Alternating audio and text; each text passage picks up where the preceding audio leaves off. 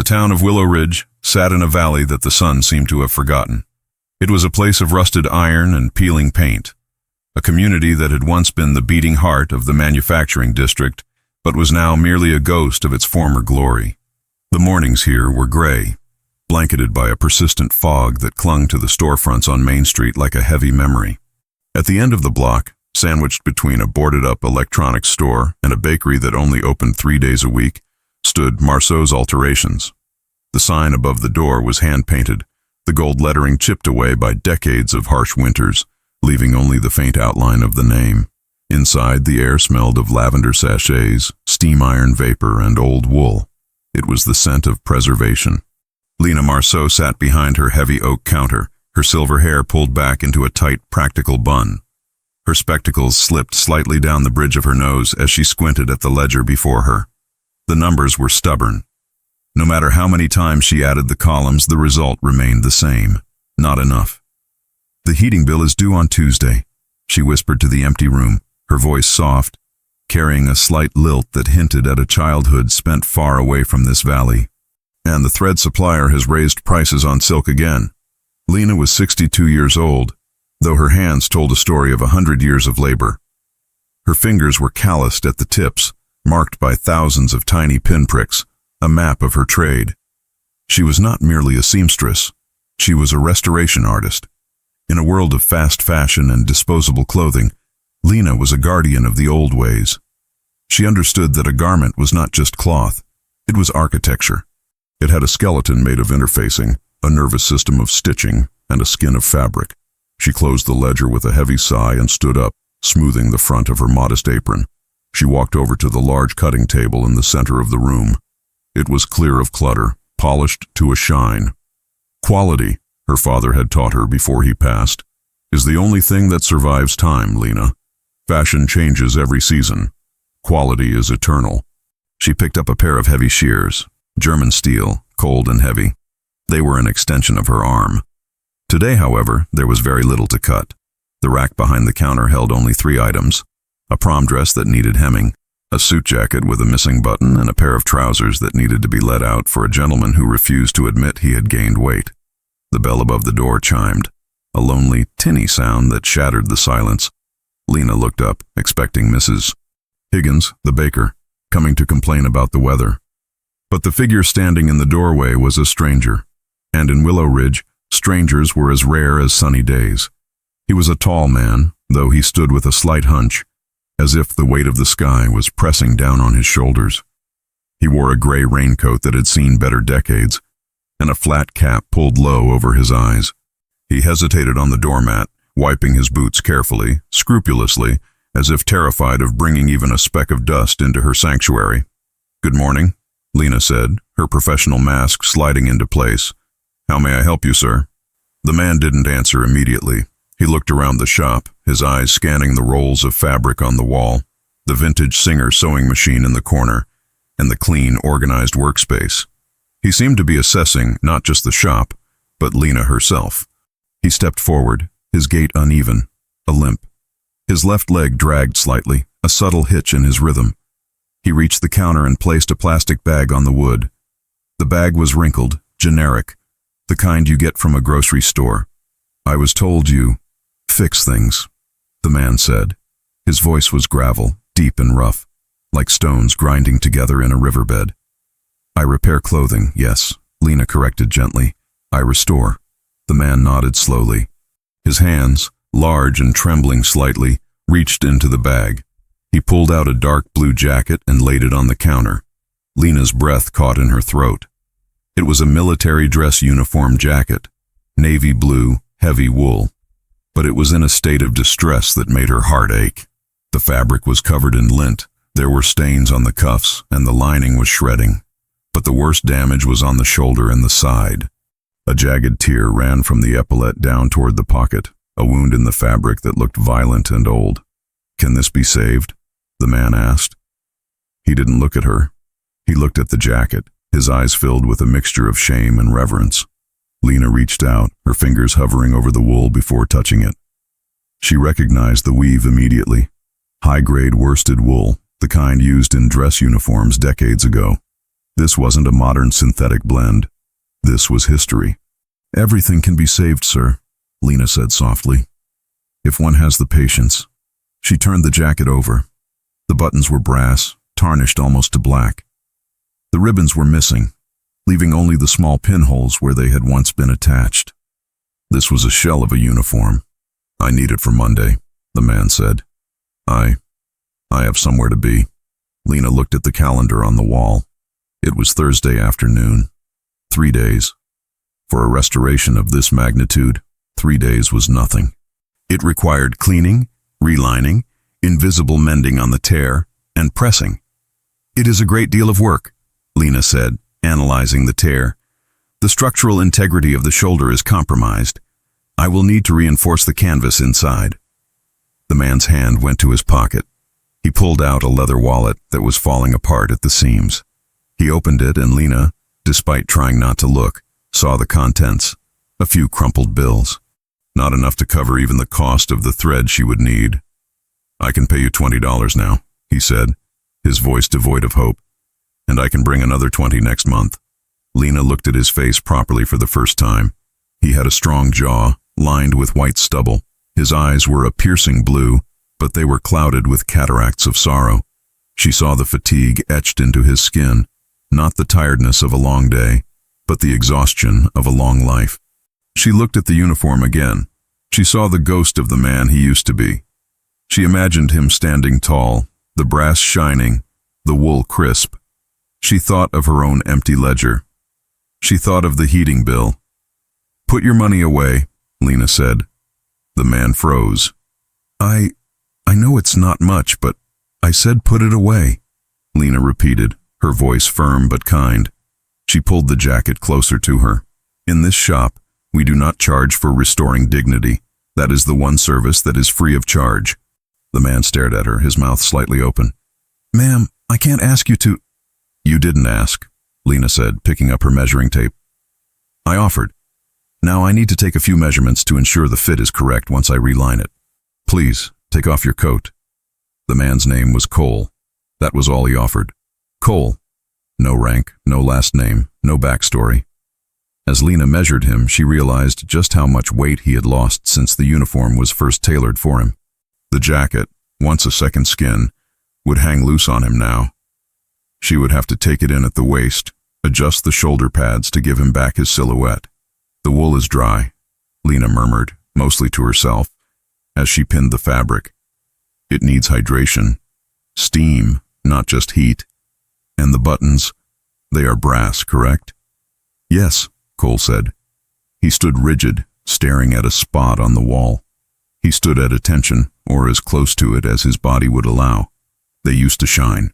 "They will shine again," Lena promised. The process of fitting him was educational for Lena. She felt the scars through his shirt as she measured his back. Deep, ridged tissue that spoke of trauma. She didn't ask. In Willow Ridge, people carried their scars quietly. It was part of the unwritten code of the struggling town. You didn't ask why someone was limping. You just held the door open for them. "This tear," Lena said, touching the jagged rip on the shoulder. "It is not a clean cut." "It looks like it was snagged." "It was," Cole said briefly. "A long time ago. I never fixed it. I put it in a box." "Why take it out now?" Lena asked, her mouth full of pins. Cole swallowed hard. His Adam's apple bobbed. "Monday is an anniversary, of sorts. I need to be in uniform." Lena finished her measurements and stepped back. "Very well, Cole. Come back Monday morning at 07 Daleka. It will be ready." He looked at her, his eyes searching for the catch, the hidden fee, the trick. Finding none, his expression softened into something that looked painful. Gratitude. "Thank you," he rasped. "Go," she waved him off. "I have work to do." When the door closed behind him, Lena locked it. She flipped the sign to closed. She couldn't afford to take any other small jobs if she was going to finish this in time. She took the jacket to her work table and turned on the heavy industrial lamp. Under the bright light, the uniform revealed more of its secrets. Inside the inner pocket, she found a small, faded tag. Naval Special Warfare Group. The name Maddox was written in indelible ink, almost washed away by time. Cole Maddox. Lena wasn't one for gossip, and she didn't watch much television, so the name didn't ring a bell immediately. But she knew quality, and she knew military regulations. This wasn't a standard issue uniform. The tailoring was bespoke. The wool was a heavy doeskin weave, resistant to wind and water, designed for officers who stood on decks in freezing gales. She began the triage. First, the cleaning. She couldn't dry clean it. Chemicals would strip the natural oils from the old wool, making it brittle. She had to brush it. She took a horsehair brush, stiff but not abrasive, and began the rhythmic work of removing decades of dust. Brush, lift, brush, lift. It was a meditative process. As the dust flew up into the light, Lena thought about the man. Why was he here in Willow Ridge? A man who had clearly served with distinction, now living in a town where the primary industry was despair. She worked for hours, just cleaning. She used a small vacuum with a HEPA filter to pull dust from the seams. She used a specialized rubber block to lift surface stains. By the time the sun set, the blue of the wool was beginning to deepen, returning to its midnight navy hue. But the real work was yet to come. She examined the tear on the shoulder again. It was complex. The warp and weft threads were severed. If she just stitched it together, it would pucker and scar. It would look like a repair. No, Lena whispered. It must be invisible. She went to her scrap bin. She needed a donor patch. She needed a piece of wool that matched the age, weight, and color of the jacket. It was an impossible task. Modern wools were too shiny, too thin. Then she remembered. Years ago, she had bought an old navy peacoat at a garage sale, intending to turn it into a skirt for herself. She had never gotten around to it. It was moth-eaten in places, but the fabric was from the same era. She dug through a trunk in the back room, her heart pounding. She pulled out the heavy coat. She brought it under the light and laid it next to Cole's uniform. It was a match. Perfect, she smiled. It was the first time she had smiled in weeks. This wasn't just sewing. This was surgery. She carefully cut a small square from the donor coat, from an area that had been protected from the sun, so the color wouldn't be faded. She sat down at the table, put on her magnifying loupe, and threaded a needle with a single strand of silk thread that she had hand-waxed to prevent tangling. The clock on the wall ticked. Midnight approached. The town of Willow Ridge slept, but in the small shop, a master was at work. She was not just fixing a jacket. She was stitching a man's pride back together. Friday turned into Saturday. Lena barely slept.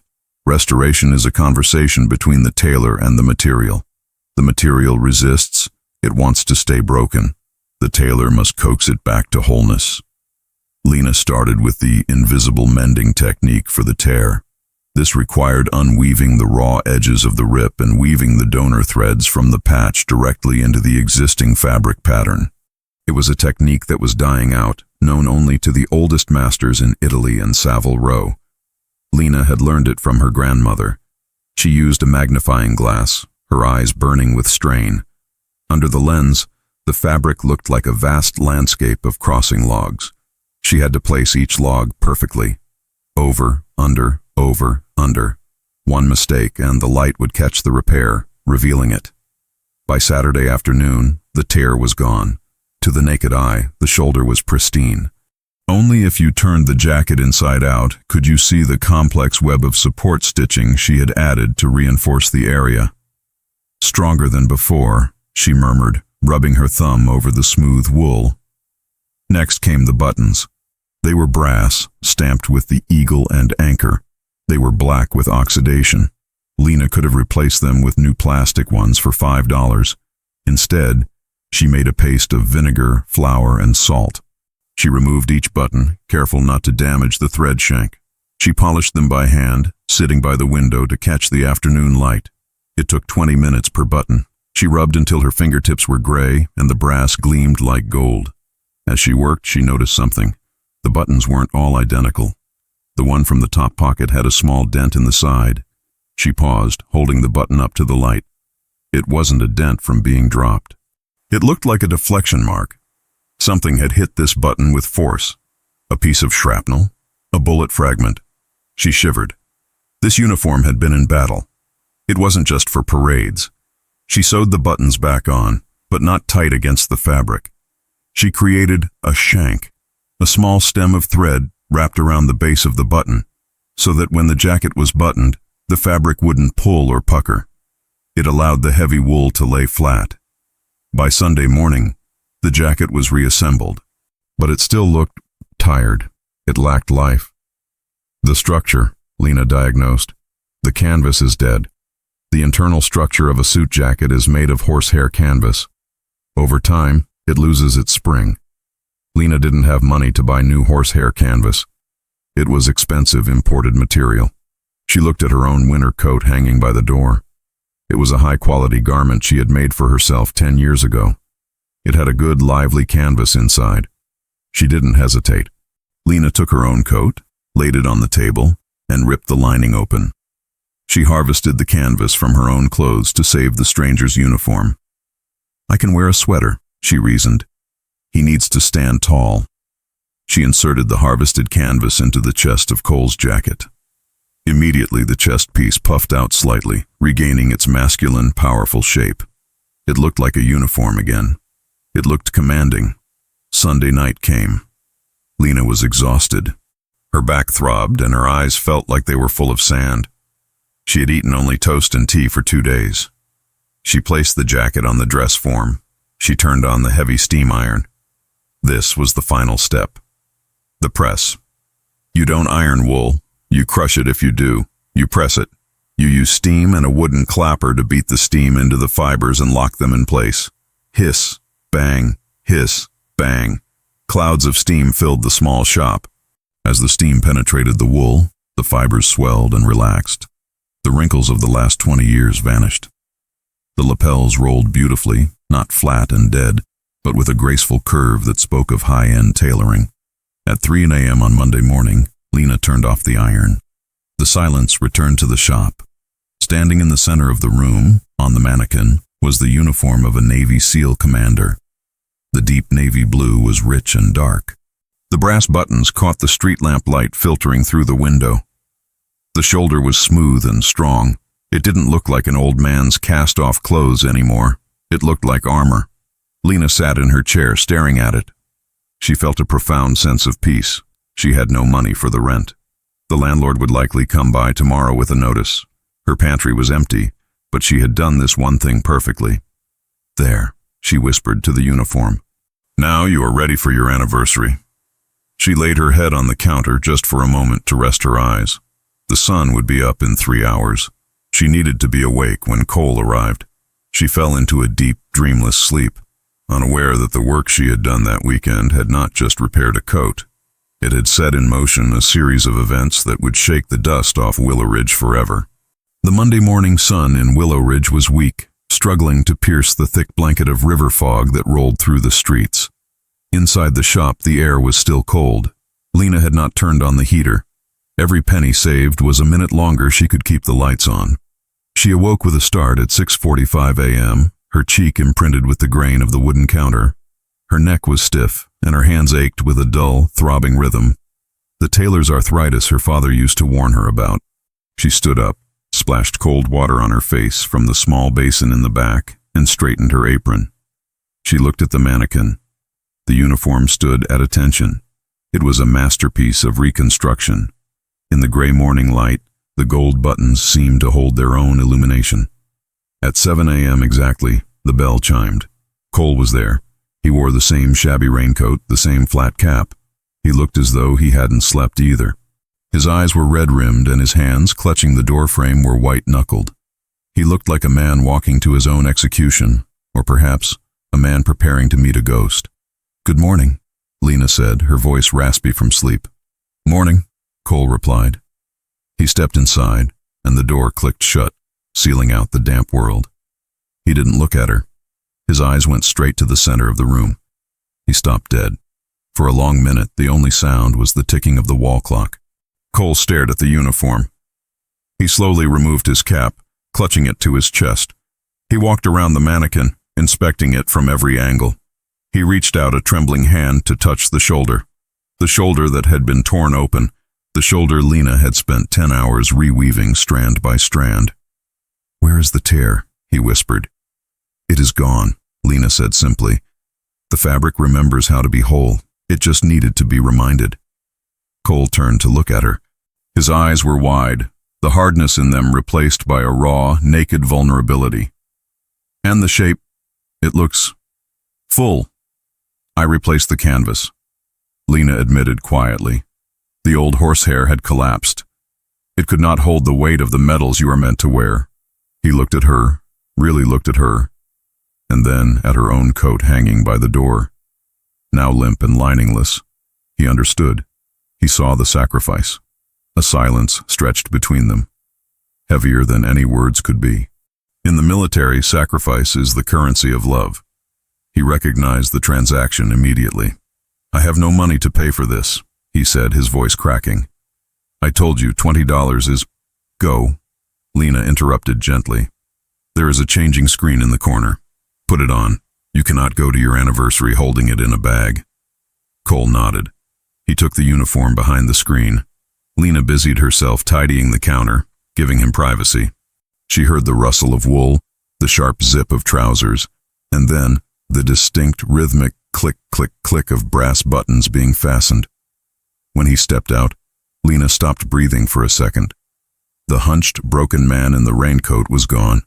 In his place stood a commander of the United States Navy. The uniform fit him not just in measurements, but in spirit. The heavy wool sculpted his torso, forcing his spine straight. The tailoring pulled his shoulders back. He looked 6 inches taller. He looked dangerous, capable, and dignified. He stood before the tall tri-fold mirror. He stared at his reflection as if seeing a stranger he hadn't met in 20 years. He ran his hands down the front of the jacket, smoothing the fabric that Lena had pressed with such care. He reached into his pocket and pulled out a small velvet pouch. From it, he produced a metal insignia, the trident, the special warfare insignia, the eagle, the anchor, the trident, and the pistol. It was gold, heavy and real. With steady hands, he pinned it above his left pocket. He turned to Lena. He didn't smile. Men like Cole rarely smiled with their mouths, but his eyes were shining.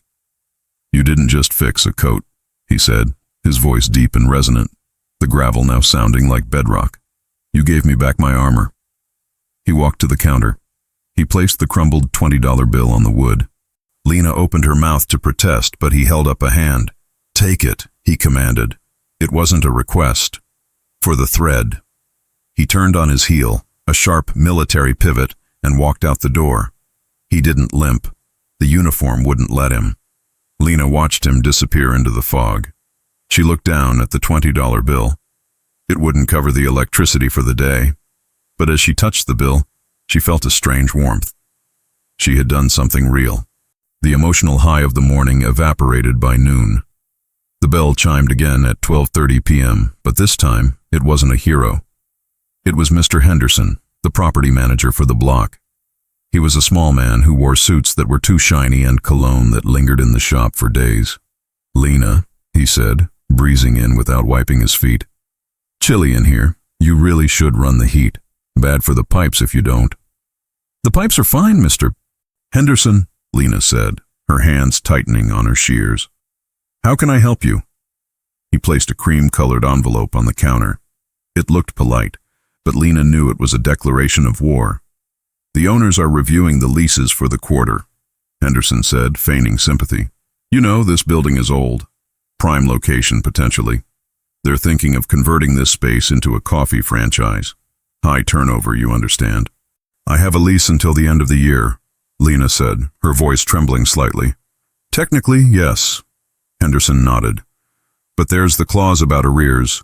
You're 2 months behind on the maintenance fees, Lena, and the rent is due tomorrow, full amount. If it's not in the account by 5 p.m. tomorrow, well, the eviction notice is automatic. It's the software, you see. I can't stop it."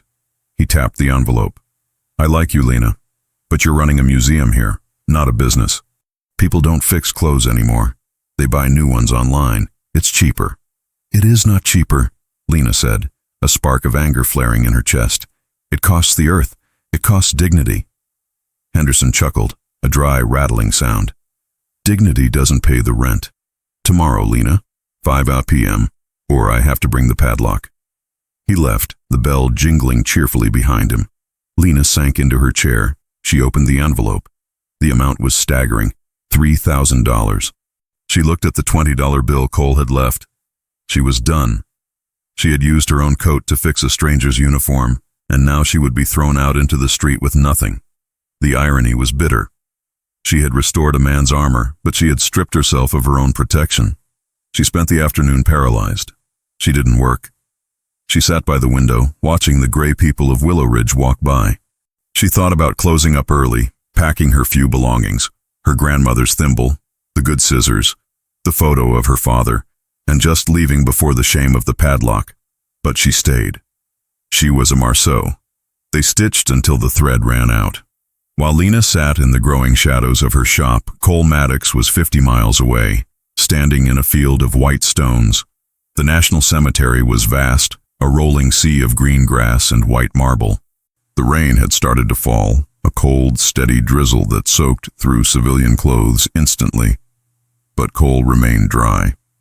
The heavy doeskin wool of his uniform shed the water just as it had been designed to do 40 years ago. The water beat it up and rolled off his shoulders. He stood before a specific section, Section 60. He was not alone. There were 20 other men there, some in suits, some in jeans and leather jackets, some in wheelchairs. They were aging, their bodies broken by service and time. They were the survivors of Operation Red Wings 2 and other operations that had never made the news. They had gathered to bury Top, Master Chief Miller, the man who had trained them all. When Cole walked up to the group, the conversation stopped.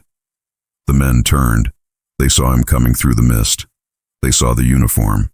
Usually at these events, veterans wore ill-fitting suits or uniforms that strained at the buttons, fabric faded and ribbons askew. It was accepted. Time attacks everyone. But Cole looked like he had walked out of a recruiting poster from 1990. The uniform was immaculate. The crease in the trousers was razor sharp. The chest was full and proud. The gold buttons defied the gloom of the day. A tall man with a scarred cheek, a retired captain, stepped forward. "Maddox?" "Sir." Cole nodded. He snapped a salute. It was crisp. The fabric of the jacket snapped with the movement, a sound that every soldier knows. Thwack. The captain returned the salute slowly, his eyes scanning the uniform. "My God, Cole, you look ready." "I felt it was owed," Cole said, looking at the open grave. Top always insisted on a perfect gig line. After the service, the men gathered at the local VFW hall. The mood was somber, fueled by cheap whiskey and deep memories. But the center of gravity was Cole. The men kept circling back to him, touching the fabric of his sleeve, admiring the restoration. "Where did you get this done?" asked a sergeant major, tugging at his own fraying cuff. "I went to a tailor in the city, and they glued the patches on. Glued them. Ruined my dress blues." "Willow Ridge," Cole said, taking a sip of water. "A small shop. A woman named Lena." "Willow Ridge?" The captain frowned. "That ghost town. I thought everything there was boarded up." "She's there," Cole said softly. "She fixed the tear from the shrapnel in Panama. You remember?" The men went silent. They remembered. That tear had been jagged, impossible to fix. They looked at Cole's shoulder. It was flawless. "She rewove it," the sergeant major whispered, leaning in. "That's old world work. That's impossible to find." "How much did she charge you?" asked a young corporal who had come to pay respects to the older generation. "That's a $1,000 job in D.C. Cole set his glass down. The room went quiet. "She did it for free," Cole said. "She saw the uniform. She saw us. She didn't know who I was. She just said dignity shouldn't have a price." He paused, looking down at his hands. "And she cut up her own winter coat to fix the lining. I saw it hanging by the door. She destroyed her own clothes to fix mine." A heavy silence settled over the VFW hall. These were men who understood sacrifice. They understood putting others before self.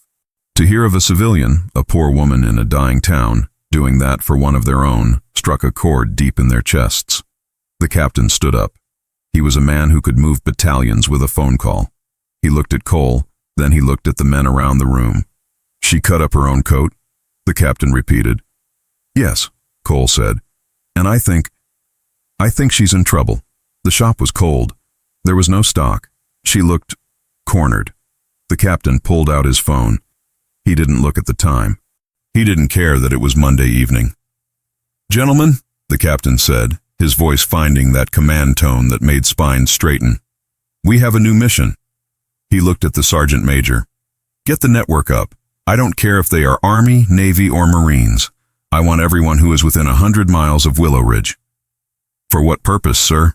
The corporal asked, though he was already reaching for his keys. We have a debt to pay, the captain said. We don't leave people behind. And we certainly don't leave a woman like that to freeze in the dark. He turned to Cole. You said she's in Willow Ridge? On Main Street? Yes, Cole nodded. Good, the captain smiled, a wolfish, determined smile. Maddox, you lead the convoy. Tomorrow morning, 0800 hours, uniform of the day, dress blues, full medals. Sir, that's against regulations for civilians. The corporal started. I am the regulation, the captain growled. We are going to inspect a tailor shop, and we are going to make sure the world knows that Lena Marceau is under the protection of the United States Navy SEALs. Back in Willow Ridge, Lena turned off the lights. She locked the door. She went upstairs to her small apartment above the shop. She wrapped herself in a blanket, shivering without her heavy coat. She fell asleep crying, dreading the sunrise, unaware that 50 miles away, the phone lines were burning hot, and an army was mobilizing in her name. Tuesday dawned with a silence that felt heavy, like a held breath. The fog was thicker than the day before, wrapping Willow Ridge in a shroud of white cotton. For Lena Marceau, it felt like the world was already erasing her existence. She opened the shop at 8:01 a.m., not because she expected customers, but because a captain goes down with the ship. She would not let Mr. Henderson find her cowering upstairs. She would be standing behind her counter, head high, when he came to take the keys. She spent the first hour packing the small things, the jar of buttons, the shears, the framed photograph of her father in his tailor shop in Lyon. She placed them in a cardboard box. Each item made a hollow thud as it landed, the sound of a life being dismantled. At 8:45 a.m., she heard it. At first, it was a low vibration, a hum that she felt in the floorboards before she heard it with her ears. It rattled the front window pane. She frowned, pausing with a spool of blue thread in her hand. Was it thunder? No, the vibration was constant, rhythmic. Then came the sound. It was the deep, guttural growl of engines. Not one or two, but dozens. Heavy diesel trucks, the high-pitched whine of motorcycles, and the steady purr of sedans. Lena walked to the window and wiped a circle in the condensation. Her breath hitched. Turning onto Main Street, cutting through the fog like the prow of a great ship, was a black SUV. Behind it, a column of vehicles stretched back as far as she could see.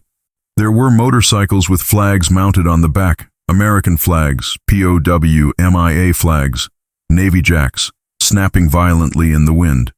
There were pickup trucks. There were vintage cars. The convoy moved slowly, respectfully, dominating the empty street. The ghost town of Willow Ridge had never seen traffic like this. The vehicles stopped.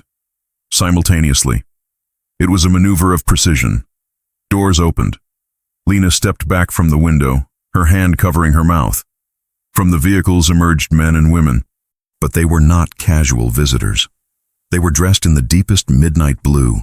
Gold buttons flashed even in the dull light. White hats were placed on heads with synchronized movement. It was a sea of uniforms, Navy dress blues, Marine Corps dress blues, Army service uniforms. They didn't just walk, they formed up. On the cracked sidewalk of Main Street, amidst the weeds and the boarded-up storefronts, they fell into formation. Two lines, perfectly straight, shoulders touching, eyes forward. At the front of the formation stood Cole Maddox. He looked magnificent in the uniform she had restored. Next to him was a tall man with silver hair and a scar on his cheek. The captain. Lena was frozen. The bell above her door chimed, sounding incredibly small against the backdrop of this military assembly. Cole opened the door and held it. He didn't enter. He stood as a sentry. The captain stepped inside. He had to duck slightly to clear the frame. He took off his cover, hat, and tucked it under his arm. The shop suddenly felt very small. "Ms. Marceau?" the captain asked. His voice was calm, authoritative, filling the room without shouting. "Yes," Lena whispered, gripping the edge of her counter for support. "I am Captain James Sterling, U.S. Navy, retired," he said. He looked around the shop, noting the packed box on the counter. His eyes narrowed slightly, but his expression remained stoic. "I am here to conduct an inspection." "An inspection?" Lena stammered. "I don't understand." "I am closing. The shop is—" "We are not inspecting the premises," Sterling corrected gently. "We are inspecting the work."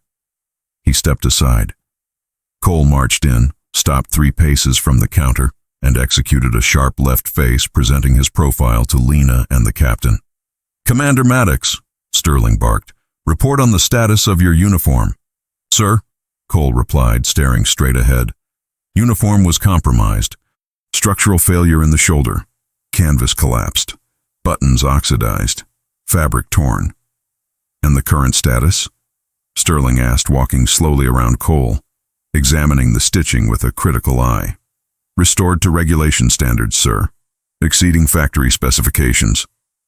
Sterling leaned in close to the shoulder. He looked at the spot where the tear had been. He squinted. He couldn't see it. He reached out and touched the chest, feeling the new canvas, the canvas from Lena's own coat that held the shape so perfectly. Sterling turned back to Lena. The sternness melted from his face, replaced by a look of profound respect. "Ms. Marceau," Sterling said softly, "in our line of work we rely on gear. If a parachute fails, we die. If a radio fails, we die. We value the people who maintain our gear more than we value kings." He gestured to the street outside. Lena looked past him. The line of soldiers stood silent, watching the shop. "Cole told us what you did," Sterling said. "He told us you sacrificed your own warmth to ensure he could stand tall at his friend's funeral. That is not a service, ma'am. That is an act of valor." Lena felt tears pricking her eyes. "It was just a coat." "No," Sterling shook his head. "It was his armor. And you fixed it for free." He reached into his pocket. "However, the United States Navy does not believe in unpaid debts." Before he could continue, the door swung open violently. The bell jangled aggressively. Mr. Henderson, the property manager, burst in. He was red-faced, holding a clipboard and a heavy padlock. He hadn't noticed the silent wall of soldiers outside because he had come from the back alley entrance, storming through the side gate. "Lena!" Henderson shouted, ignoring the 2 large men in the room. "It is 9 a.m. I saw you packing. Don't think you can just sneak out without paying the arrears. I'm calling the sheriff if you don't—" He stopped. He finally realized he wasn't alone. He looked up at Captain Sterling, who was a head taller than him. He looked at Cole, who turned his head slowly, fixing Henderson with a look that could freeze water. "And who is this?" Sterling asked, his voice dropping to a temperature that made the room feel like a freezer. Henderson blinked, adjusting his cheap tie. He tried to regain his bluster, but it was difficult when facing 2 men who radiated danger. "I am the property manager," Henderson squeaked. "And this tenant is being evicted. She owes $3,000 in back rent and fees. Who are you?" "We are customers," Sterling said pleasantly. Too pleasantly. "And we were just discussing the bill." "Well, she's out of time," Henderson sneered, emboldened by the law on his side. "Unless you boys are planning to pay her rent, she needs to vacate, now." Sterling looked at Henderson, then he looked out the window. He tapped on the glass. Outside, the formation moved. It wasn't a threat. It was a shift in posture. 200 pairs of eyes locked onto Henderson. The captain turned back to the landlord. $3,000? Sterling asked. $3,420 with late fees. Henderson added petty precision. Sterling nodded. He reached into his inner pocket and pulled out a checkbook. But then he paused. "Actually," Sterling said, "no, checks can be lost. Cash is better." He turned to Cole. "Commander, pay the man." Cole reached into his pocket and pulled out a thick envelope. He counted out $3,500 bills. He slapped them onto the counter. Smack, smack, smack. The sound echoed like gunshots in the quiet shop. Henderson stared at the money. His mouth opened and closed like a fish. "That covers the arrears," Sterling said. "And the next month. Now get out." Henderson grabbed the money, his hands shaking. Well, business is business. I didn't mean any disrespect." "You meant every bit of disrespect," Cole growled, stepping forward. "You were going to throw a 60-year-old woman into the street in winter." Henderson backed away, clutching the cash. I'll just go update the ledger." He scrambled out the door, nearly tripping over the curb in his haste to get away from the silent judgment of the platoon outside. Lena was trembling. She looked at the money, then at the captain. "I cannot accept this. I cannot repay you." "We aren't done, Ms. Marceau," Sterling said.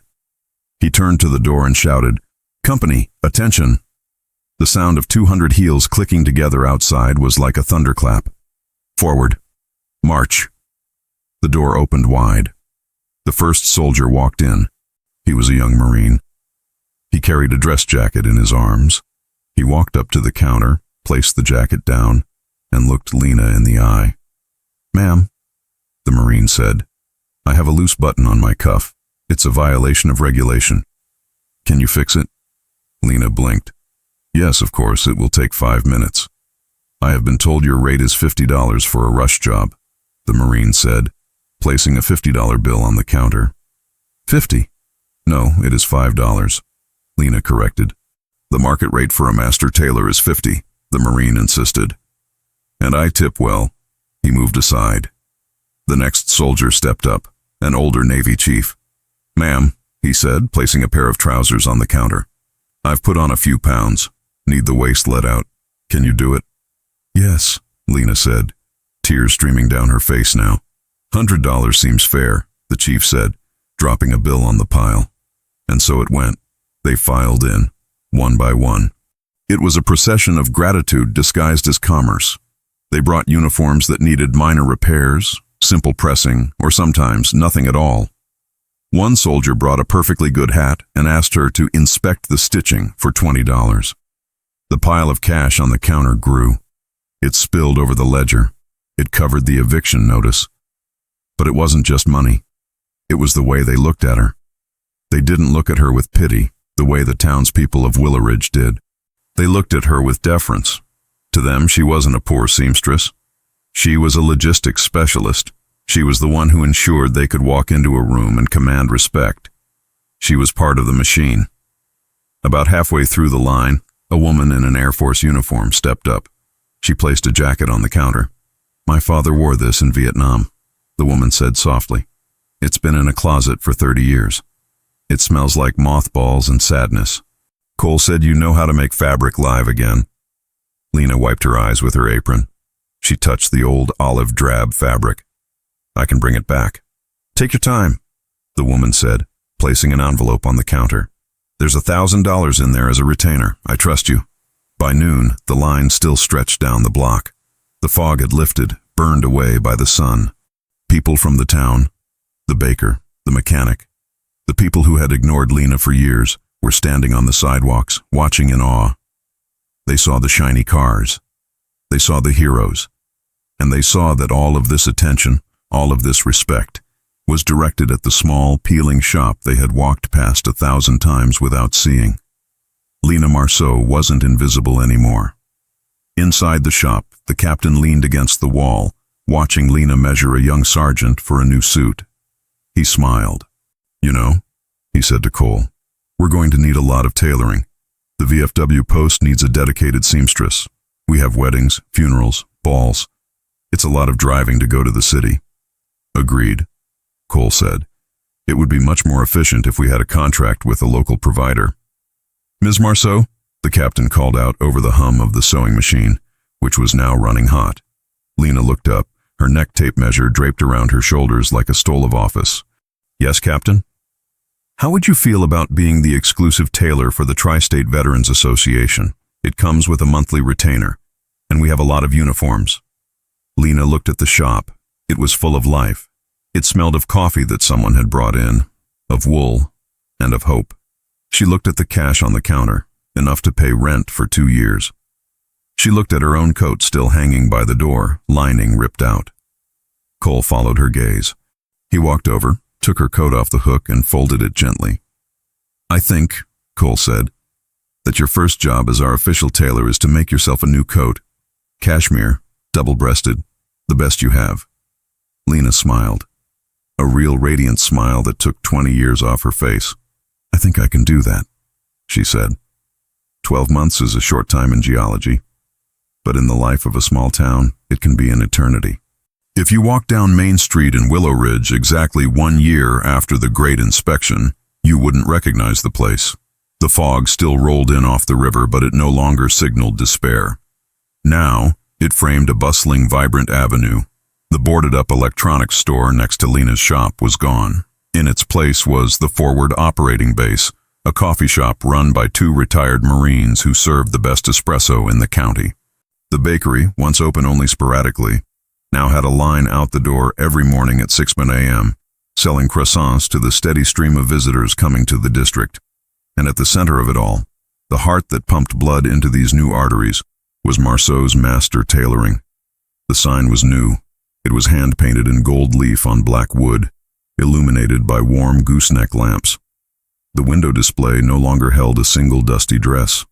It featured a rotating exhibit of military history, a World War II bomber jacket 1 week, a Civil War tunic the next, all restored by the hands of the master inside. Lena stood at the cutting table. She was not alone. The shop had expanded. The back wall had been knocked down to create a large atelier. 3 long tables filled the space. At the first table sat a heavy-set man with a prosthetic leg. He was focusing intensely on hemming a pair of trousers. This was Sergeant Davis. He had struggled with PTSD for years, finding it hard to hold down a job in a noisy, chaotic world. But in the quiet rhythm of the needle, in, out, he had found peace. Lena had taught him that sewing was a form of meditation. "Watch the tension, Davis," Lena called out, her voice strong and cheerful. "If you pull too tight, the fabric fights back. You must negotiate with the wool, not command it." "Yes, ma'am." Davis smiled, relaxing his grip. Lena wore a new coat. It was a deep burgundy cashmere, double-breasted, with silk lining. It fit her perfectly, moving with her as she walked the floor. It was the coat Cole had ordered her to make. It was her armor. The bell chimed. It wasn't the tinny, lonely sound of before. It was a rich, welcoming ring. Cole walked in. He too had changed. The haunting gauntness was gone. He filled the doorway, not with the weight of the past, but with the solidity of the present. He was the liaison for the shop, managing the contracts with the VFW, the local police precincts, and even the fire department. "The shipment of Italian silk arrived," Cole said, placing a box on the counter, "and the mayor called. He wants to know if his tuxedo will be ready for the gala." Lena laughed. "Tell the mayor he gets in line behind the corporal who needs his wedding dress altered. Priorities, Cole." Cole chuckled, a sound that came easily to him now. "Understood. Troops first."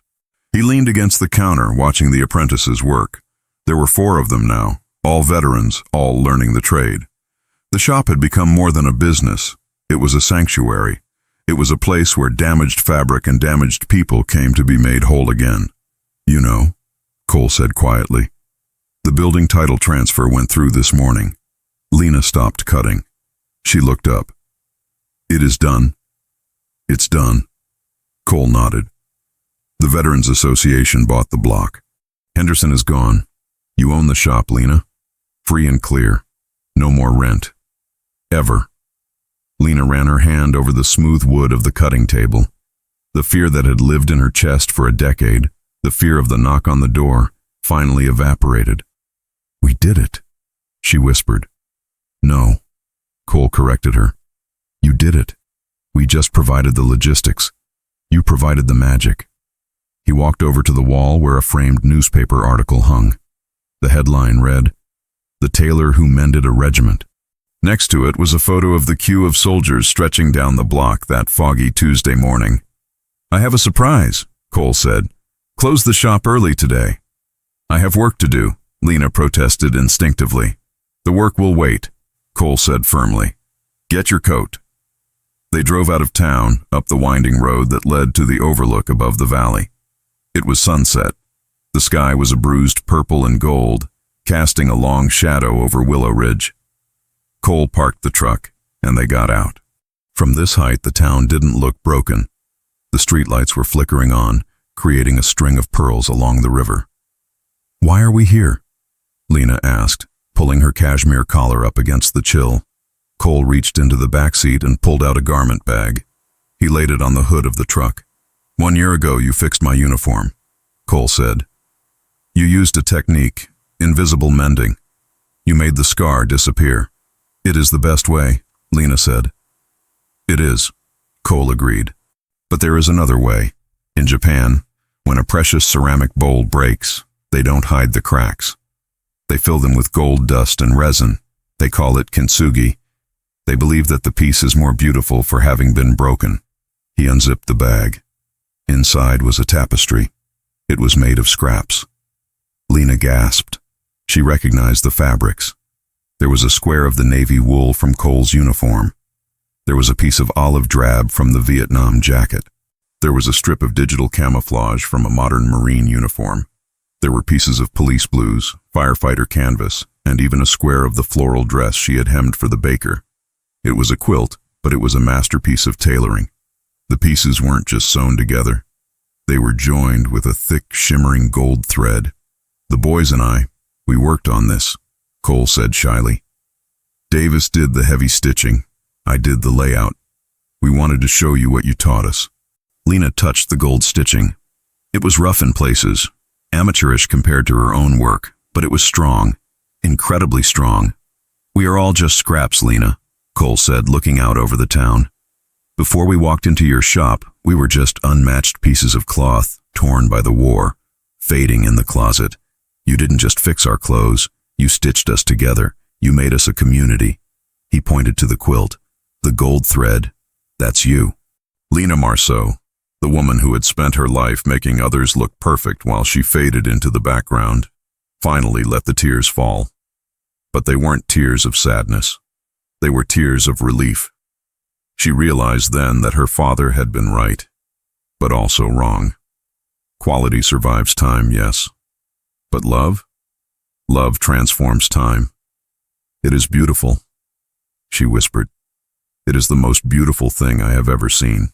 "We're hanging it in the shop," Cole said, "right behind the counter. So everyone knows that in Willow Ridge we don't throw things away. We fix them."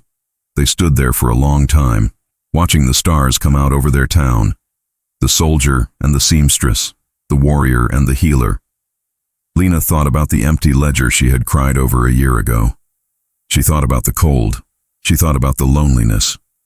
And then she looked at Cole, and the lights of the town below, and the quilt that warmed the hood of the truck. She took a deep breath of the crisp air. "Come," she said, patting Cole's arm. "We must go back." "To work?" Cole asked. "No," Lena smiled, her eyes twinkling like the brass buttons she had polished so carefully. "To teach. Davis is ready to learn the blind hem stitch. And I believe you, Commander. Still need to learn how to properly sew on a button without it falling off in a week." Cole laughed, a deep rumbling sound that echoed off the valley walls. "Yes, ma'am." They got back in the truck and drove down the mountain, back to the shop with the golden sign, back to the work that never ends, the work of mending the world, one stitch at a time.